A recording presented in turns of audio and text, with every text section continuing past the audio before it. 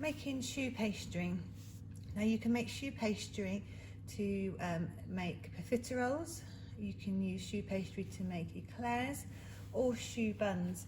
Now when you are making choux pastry, the first thing you need to do is to be extremely organised. You need to sieve your flour onto a plate before you start. That will help to remove any lumps from the flour, but also to make it easier for it to combine at a later stage. You need to crack your eggs into a bowl and whisk them with a fork. And you must have all your ingredients measured out beforehand. Also on your baking tray, you need to grease your baking tray and to sprinkle over the top some water. That will create a steam in the oven which will help to create the rise with your choux pastry. Now with my saucepan, I have got water and butter. And what I'm just waiting for it to happen here is for the fat to melt and for the water to boil. Now what's really important when you make choux pastry is you use butter. You cannot use like a soft spread, like a margarine, okay, or a reduced fat spread. It must be proper butter because you need the fat content. And also if you use a margarine or a reduced spread, what happens then is you have extra water added in. So it must just purely be butter and water. And when you're going to melt this in the pan until all the butter's melted and the water is boiling. Now once all the fat is melted and the water is boiling, and you can see lots and lots of bubbles, okay, at that point you take off, you turn the heat off and you add your flour. And the technical term in the recipe will be to shoot in the flour. So we're going to shoot the flour in, add the flour really, really quickly. And then using a wooden spoon, you need to mix it all together, and it should go a little bit like mashed potato. You're looking for all of it to come away from the edge, and you're looking for it to be combined. Keep going until all the flour is combined in, and all the water and the butter have combined with the flour to create a thick paste. It's really important that you beat this, okay? You need to feel the pressure in your shoulders when you beat him. You need to be quite forceful with your beating. You don't want to be too gentle because you really want to stretch that protein, that gluten in the flour to help create your profiteroles or your eclairs or choux buns.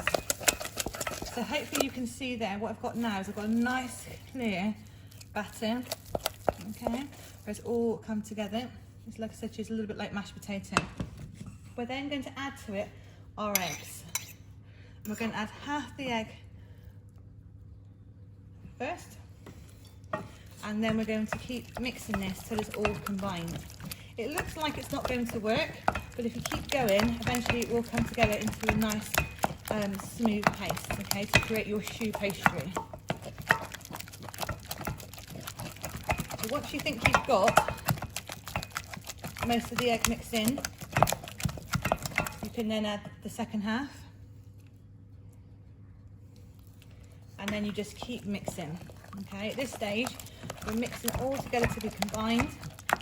Okay, we're stretching the egg, stretching the flour and the gluten, so that when it goes into the oven it can rise and create our choux pastry, our profiteroles or our eclairs. Keep mixing, it's really important you keep mixing.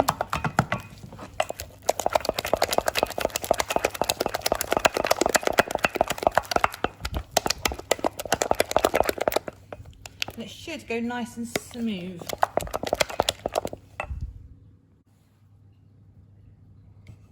Okay, once you've got that lovely smooth consistency, okay, then you are ready to place your choux pastry onto the tray.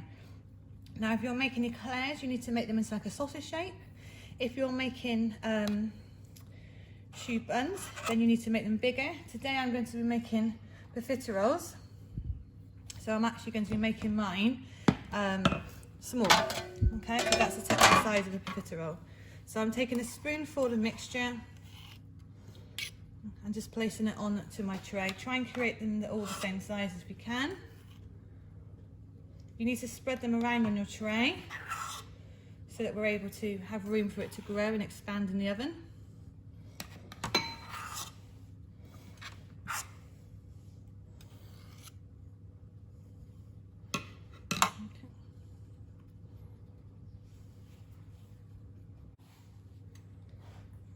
once you have made all of your choux pastry and you have placed them onto your baking tray, you're then going to bake them in the oven to cook the pastry.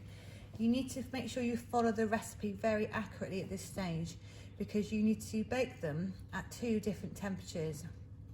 You bake them first of all at 200 degrees for 10 minutes, and then you'll need to increase the heat to 220 and bake for 15 minutes.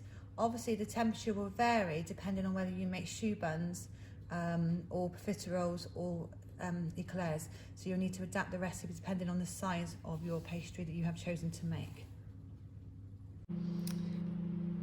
Right, you then need to cut open your choux buns and place a spoonful of cream inside. You could obviously, if you had the time, pipe the cream as well inside them, but you're looking to fill your choux buns with the cream. So open them up, place the cream inside, and then close the lid. Then to finish them off, you then need to add the melted chocolate on the top. So taking your melted chocolate from the microwave, you're then going to take the chocolate on top of the choux bun or your profiteroles and spread the chocolate over the top like so. Don't worry if it drips down the side a little bit, that will just add to the effect. Now obviously these will then need to go into the fridge to set before you eat them, otherwise they'll be quite gooey. Okay, fantastic profiteroles.